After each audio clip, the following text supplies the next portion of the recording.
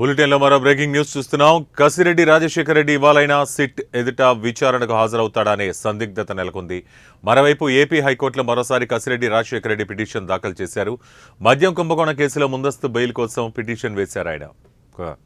కసిరెడ్డి పిటిషన్పై సోమవారం హైకోర్టులో విచారణ జరగనుంది. ఈరోజు సిట్ విచారణకు హాజరు కావడంపై సందిగ్ధత నెలకొంది.